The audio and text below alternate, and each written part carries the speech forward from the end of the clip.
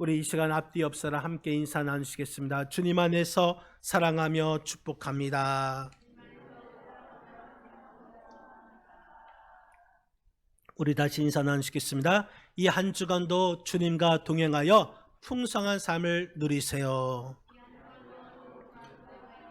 풍성한 삶을 누리세요. 아멘. 이 세상에는 온도계와 같은 인생이 있고 또한 온도 조절기 같은 인생이 있습니다. 온도계는 주변 상황을 나타낼 뿐 이 상황을 바꾸지 못합니다. 온도계는 주변 환경에 따라서 자기가 올라갔다 내려갔다 하며 변덕이 심합니다. 아침 기온과 낮 기온에 따라서 눈금이 바뀝니다. 조석지변이라고 하죠. 환경의 영향을 받습니다. 상황에 따라 바뀝니다. 돈이 좀 생기면 기분이 올라갔다가 돈이 떨어지면 기분도 함께 떨어지는 사람입니다.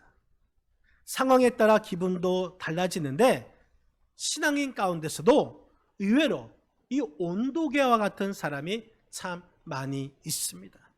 그러나 온도 조절기는 그렇지 않습니다. 자기가 바뀌는 것이 아니라 오히려 환경을 조정합니다. 방의 온도가 낮으면 높이면 되는 것이고 높으면 낮추면 됩니다. 자동차 안이 실내 온도가 높으면 에어컨을 켜서 그 온도를 낮추고 또 낮으면 히터를 틀어서 따뜻하게 해주는 것입니다. 이것이 온도 조절기인 것이죠.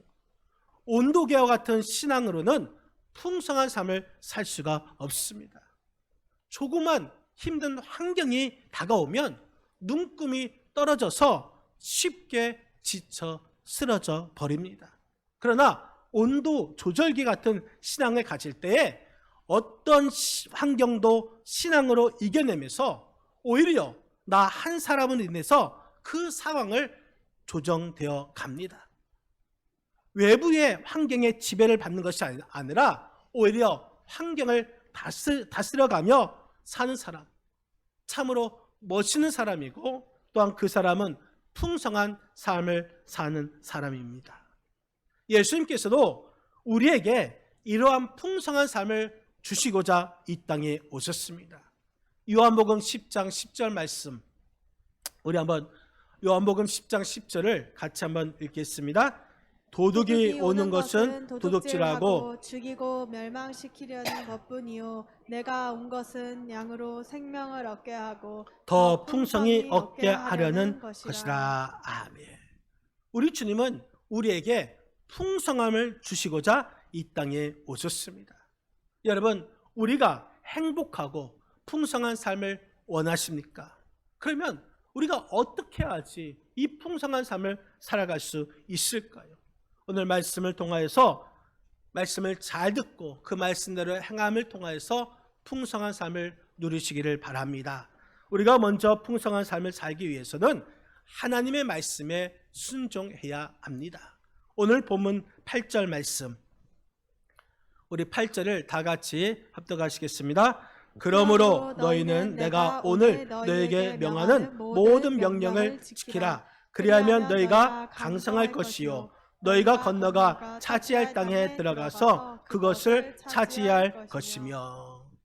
여러분, 하나님의 말씀에 순종하면 강성할 것이다 이렇게 말씀해 주셨습니다. 하나님의 말씀대로 살아야 하나님께서 주시는 풍성한 복을 누릴 수가 있는 것입니다.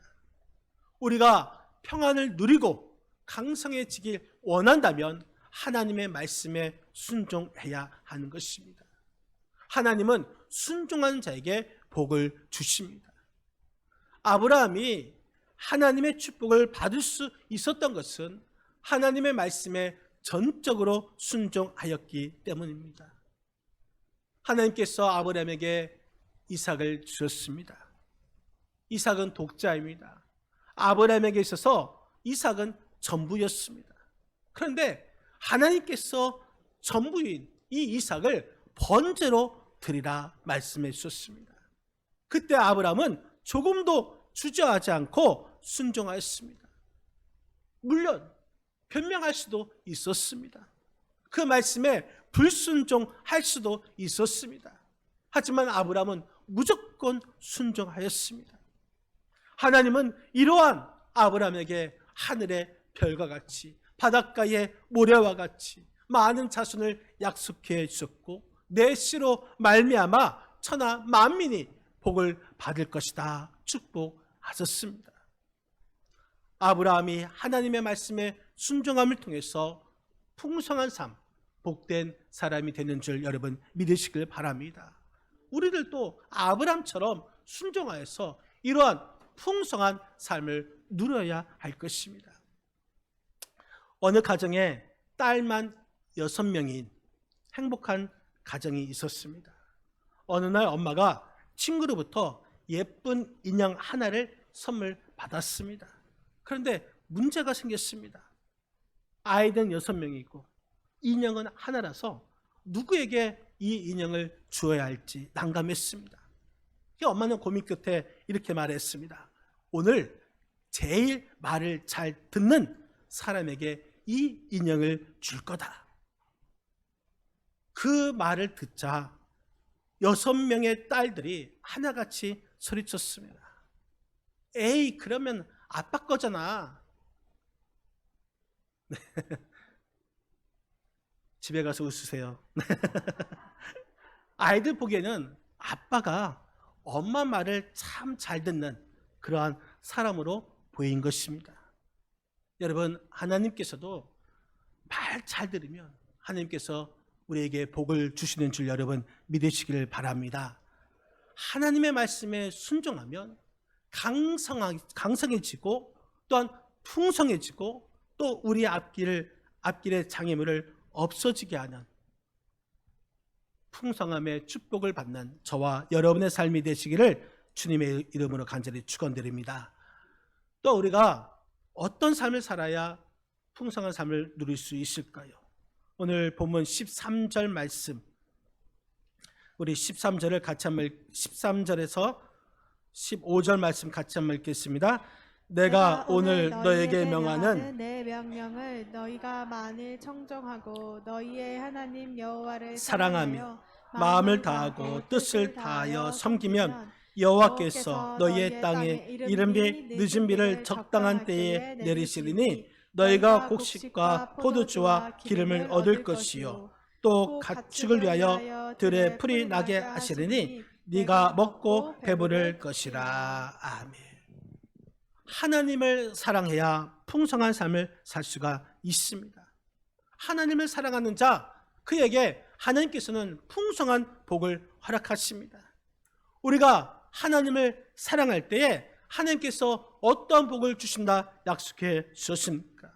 여러분 14절 말씀에 보면은 너희가 곡식과 포도주와 기름을 얻게 해줄 것이고 그것으로 인해서 우리가 먹고 배부를 것이다 이렇게 말씀해 주셨습니다. 특히 14절에 너희 땅에 이른 비와 늦은 비를 적당한 때에 내리신다 말씀해 주셨습니다. 이른 비는 10월에서 11월 사이에 내리는 비입니다. 늦은 비는 3월에서 4월에 내리는 비입니다. 이른 비는 여름 동안 가물었던 그 땅에 비가 내려서 촉촉하게 적셔 주어서 그 땅을 개간할 수 있게 만들어주고 또 거기에 씨를 뿌릴 수 있게 만듭니다. 그리고 늦은 비는 봄비를 말하는데 이 봄비는 마지막 추수하기 전에 곡물들이 열매를 맺게 힘을 주는 그 비가 바로 늦은 비입니다. 하나님께서는 이렇게 이른 비와 늦은 비를 적당한 때에 내리셔서 땅을 비옥하게 하시고 그 비옥한 땅에서 곡식과 포도주와 기름을 얻어서 먹고 배부르게 해 주신다 말씀해 주셨습니다. 이처럼 하나님을 사랑할 때에 이러한 하나님의 풍성한 복을 받게 되는 줄 여러분 믿으시기를 바랍니다. 여러분, 이스라엘의 초대 왕 사울 왕과 2대 왕이었던 다윗 왕을 보면은 이 사울 왕은 하나님보다 자신을 더 사랑했습니다. 하지만 다윗은 하나님을 더 사랑하고 또 하나님을 경외하는 신앙인이었습니다. 그 결과 사울은 당대로 왕조가 끝났습니다. 자기 자신만 왕이 되었고 그 자녀들은 왕이 되지 못했습니다. 그러나 다윗은 후손들이 뒤를 이어 왕조가 이어졌고 그 후손 가운데서 예수 그리스도가 태어난 줄 여러분 믿으시기를 바랍니다. 이 시편을 보면은 다윗은 수없이 하나님을 나의 주, 나의 왕이라고 고백했습니다. 특히 시편 145편 1절 말씀을 보면은 이런 말씀이 있습니다. 같이 한번 읽겠습니다. 왕이신 나의 하나님이여 내가 주를 높이고 영원히 주의 이름을 송축하리이다. 자신은 이 주님의 종이고 우리 주님은 왕이시고 또 우리 주님이라고 고백했습니다. 하나님을 높여드렸더니 이 하나님께서 그 다윗을 높여주신 것입니다. 여러분, 우리도 우리 주님을 높여드리고 우리 주님을 사랑하고 우리 주님을 찬양할 때에 하나님께서 우리에게 풍성한 복을 주시는 줄 여러분 믿으시길 바랍니다. 그러면 우리가 어떻게 하나님을 사랑해야 할까요? 13절 하반절 말씀을 보면은 여호와를 사랑하여 마음을 다하고 뜻을 다하여 섬기며, 여러분, 우리가 마음을 다하고 뜻을 다하여 섬기라 했습니다. 이 다한다, 이 말은 아낌없이 남김없이 자기 생명을 불태워서 온 마음으로 사랑하라는 뜻입니다. 열정적으로 전폭적으로 사랑하라는 것입니다. 역대하 15장의 말씀에 보면은 유대왕 아사왕이 나옵니다. 아사왕은 이 선지자 오벳의 예언을 듣고서 가증한 물건을 모두 철수합니다. 여호와의 단을 중수합니다. 그리고 하나님께 소 700마리와 양 7,000마리로 하나님 앞에 제사를 드렸습니다. 성품을 다하여 뜻과 힘을 다하여 여호와 하나님을 섬겼습니다. 그 결과 하나님의 은혜와 복을 받았습니다. 마찬가지로 우리가 하나님을 사랑하면 하나님께서 우리에게도 풍성한 복을 허락하여 주시는 줄 믿으시길 바랍니다. 여러분, 이 사랑이라는 단어 중에 이 히브리어 단어 중에 하사크라는 단어가 있습니다. 하사크. 이것은, 이 뜻은 달라붙다, 애착을 가지다라는 뜻입니다. 다시 말해서 갓난아이가 엄마에게 안 떨어지려고 꽉 붙드는 것, 이것을 하사크라고 말합니다. 갓난아이는 엄마가 떨어지기만 하면 울고 난리가 납니다.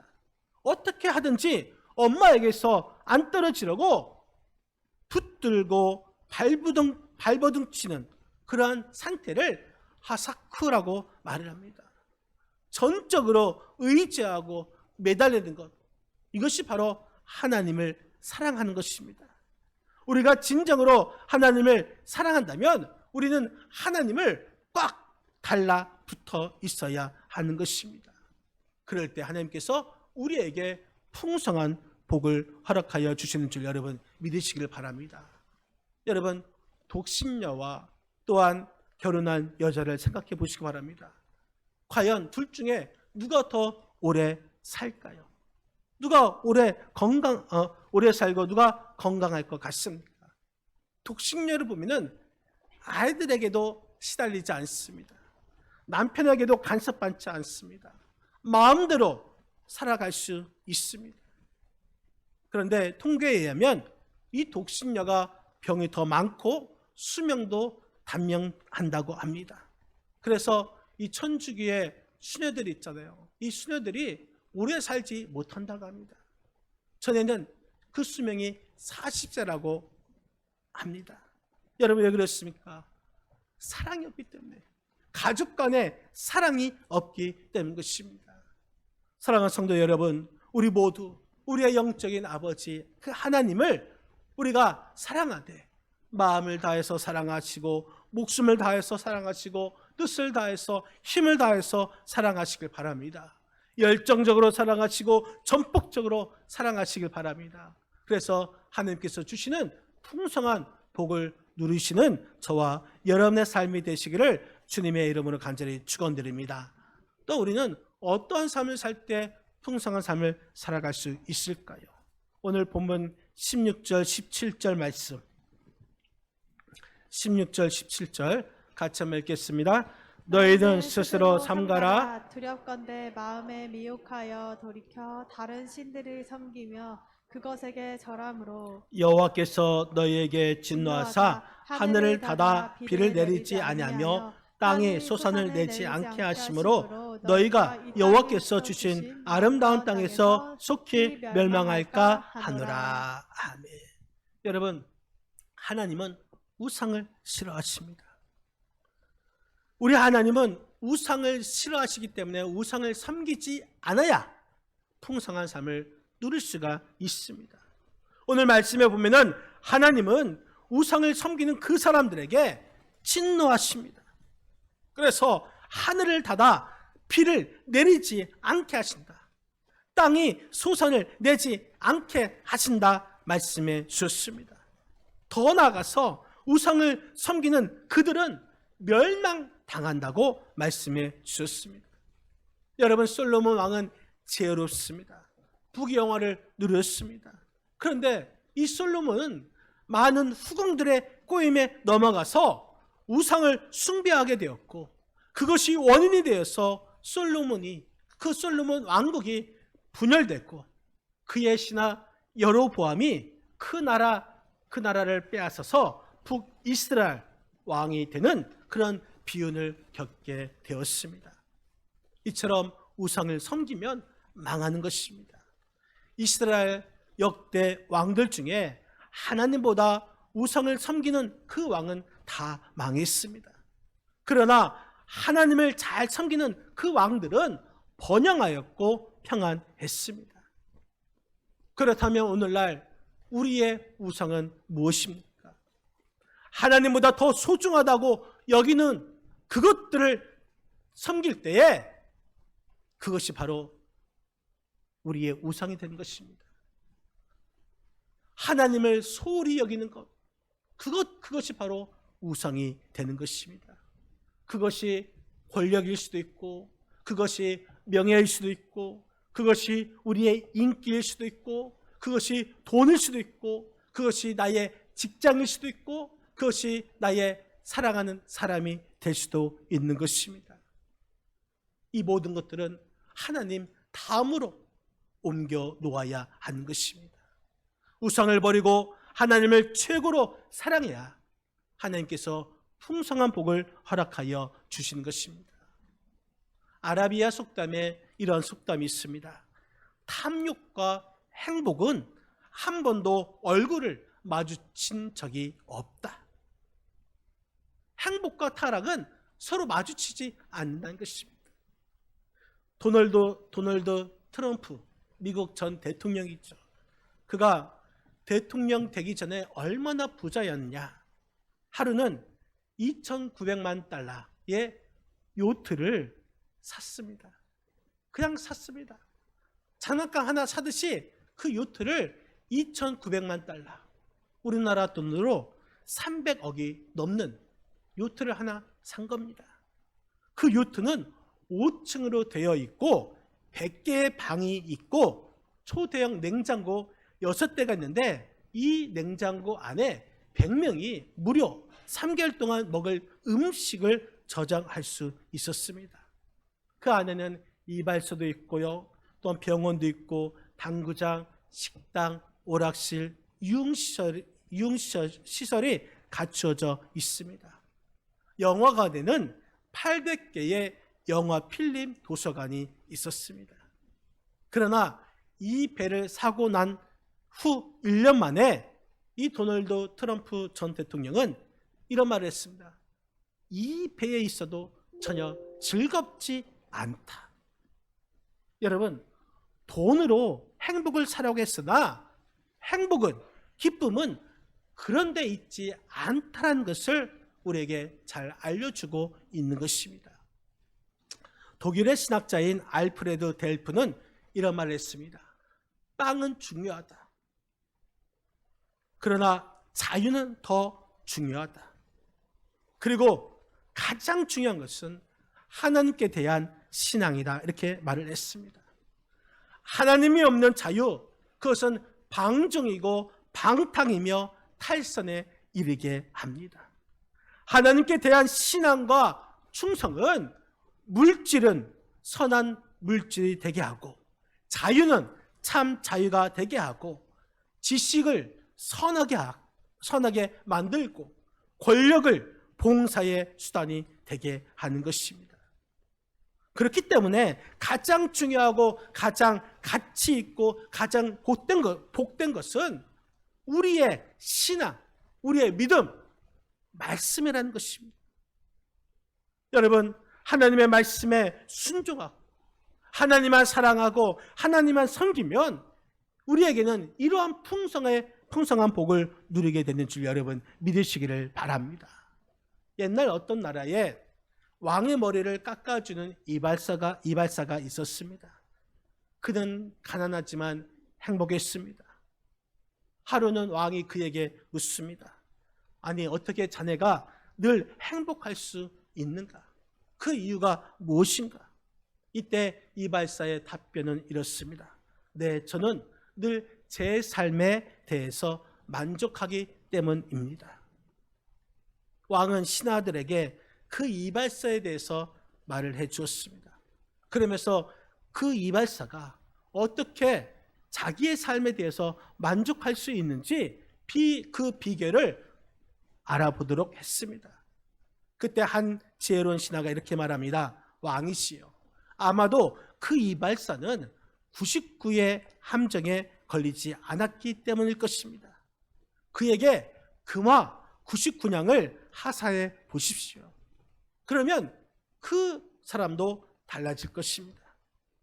왕은 그 신하의 말을 듣고서 그 이발사를 시험해 보기로 했습니다. 왕은 그를 불러서 그동안의 노고를 치하하면서 그에게 금화 99냥이 담긴 이 주머니를 하사했습니다. 이발사는 그 주머니를 가지고 집으로 돌아왔습니다. 그는 기뻐서 주머니 속에 있는 금화를 책상 위에 쏟았습니다. 그리고는 금화의 수를 세어 보았습니다. 그런데 아무리 세고 또 세어도 99냥밖에 되지 않았습니다. 좀 아쉬운 마음이 들었습니다. 그래서 내가 돈을 벌어서 한 냥을 더해서 100냥을 채우고 싶은 마음이 있었습니다.